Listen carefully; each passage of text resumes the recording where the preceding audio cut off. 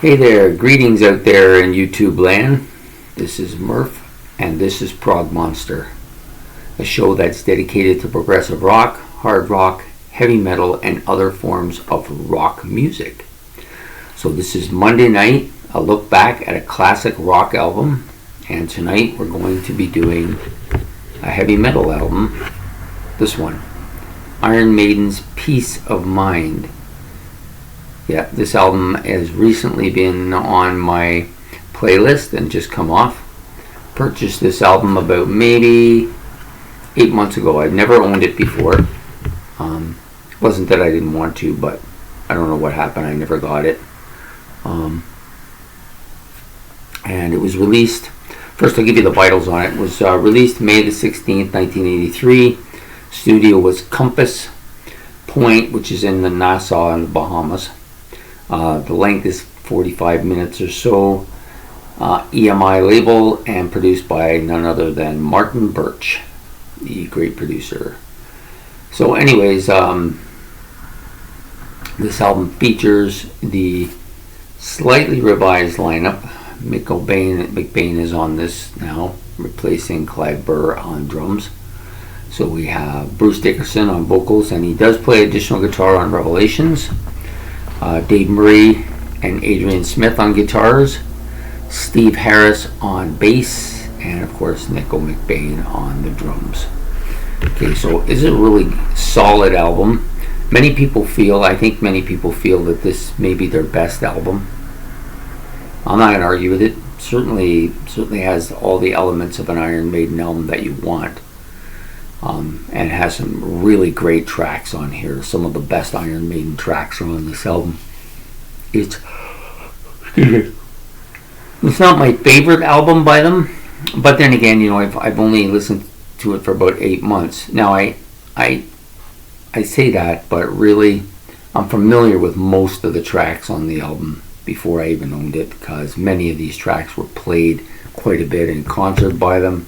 Many of them were radio stables, and of course they had a lot of literary interests at this point in time. So we'll start off by talking about so I'm just going to move my notes a bit so I can see them. The notes about the songs. We're going to do the tracks. Overall, the album is pretty heavy. And it's not that much different from its predecessor, The Number of the Beast, which is my favorite Iron Maiden album. There's a lot of similarities between the two albums. A lot of the literary stuff is similar. The heaviness of the guitars are similar. They have that one huge radio hit, same as Number of the Beast had. And it has some really classic songs by the group on this album. So I think that Nico McBain is a good, solid drummer.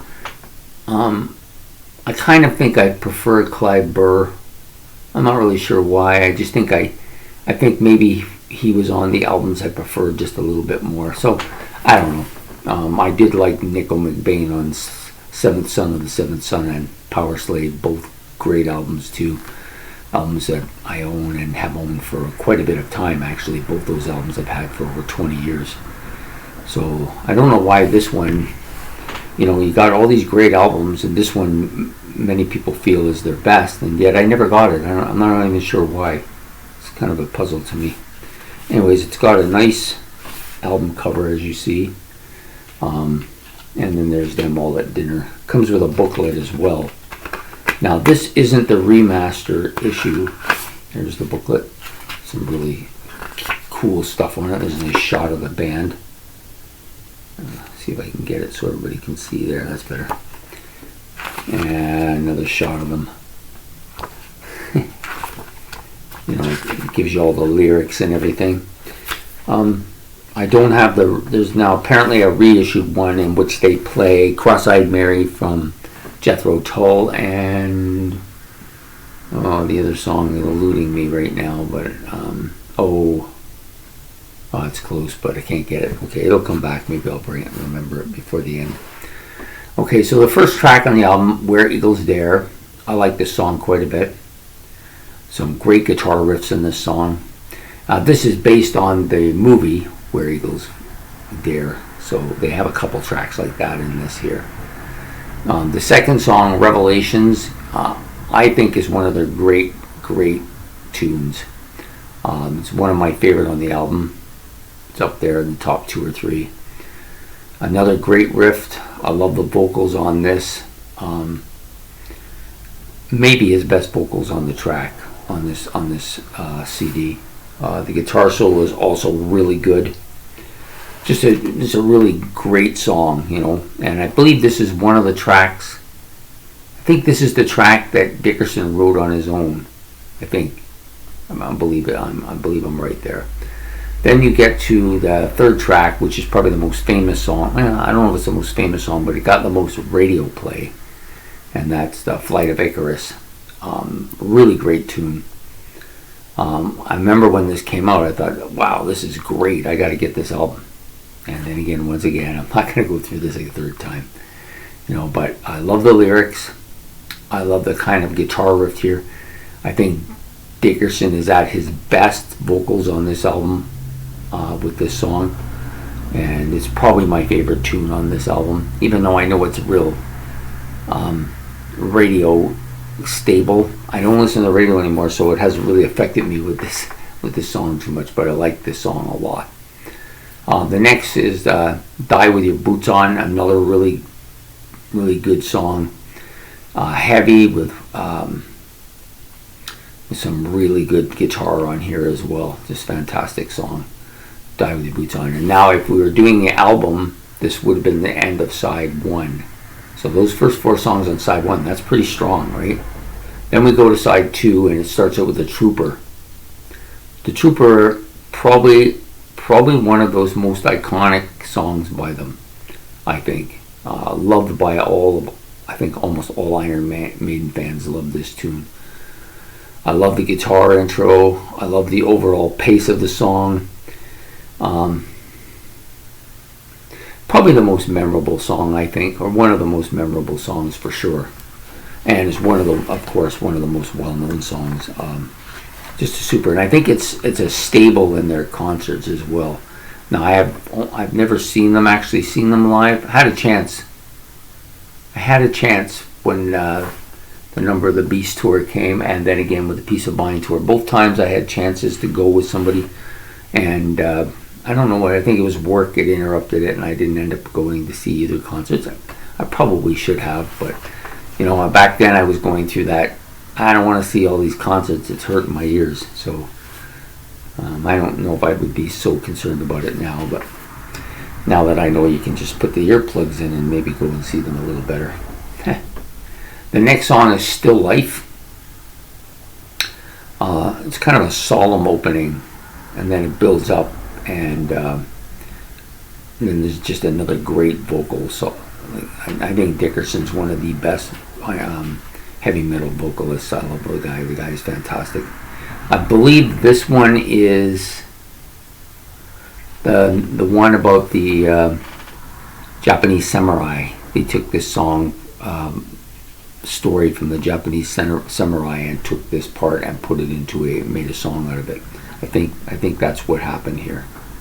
The next tune is Quest for Fire. Of course, it's based on the movie Quest for Fire. Some pretty heavy drums here, pretty heavy guitar.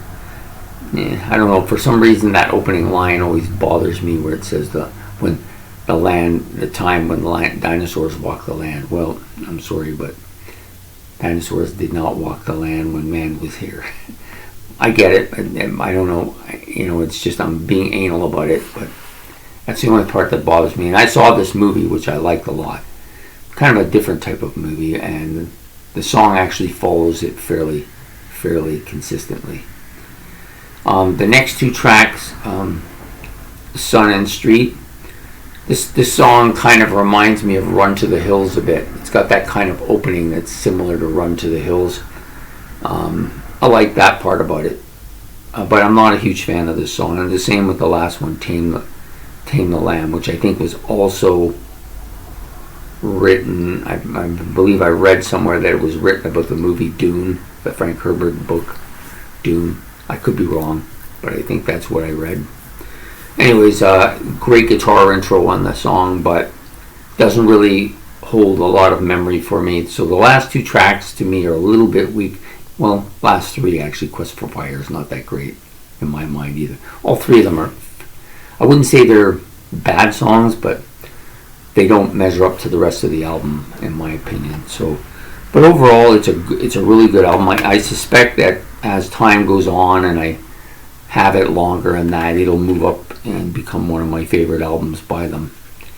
But it's got a ways to go to catch Seventh Son of the Seventh Son and The Number of the Beast and maybe even Power Slave, but that's only because it hasn't had as much listening to, so it's got time. Time is on its side, as the Rolling Stones would say. So yeah, very good album. The cover is awesome. Once again, get a really good shot of the cover there. All of their covers are awesome, man. They're just fantastic. I love the boldness of their logo as well. A lot of bands don't have the kind of boldness of their logo that they do, but this is definitely good. And overall, it has a great sound production too. Sounds great. I think it's orchestrated very well too. It runs very smoothly. It's very organized, and this is all because of Martin Birch, I believe. So fantastic album. So if you haven't heard this album and you like heavy metal, where the hell have you been? No. Definitely worth checking it out. Great album, just great. I don't know what more to say about it. Anyways, so I hope you like this video. So please like and subscribe. It's much appreciated. And we'll be back next week with another look back at a classic rock album. Decided to do a heavy metal one this week. I've been doing a lot of progressive ones over the recent months, so I thought I would break up the monotony a bit and go with a heavy metal one. And I don't have a great deal of heavy metal experience. Basically, it's Iron Maiden, Judas Priest, Black Sabbath, and maybe a few hints of this and that from other groups as well. But I'm moving in that direction slowly, so it's not the end of the game. We'll see what happens. But anyways, I hope you have a good evening, and we'll see you tomorrow. Bye.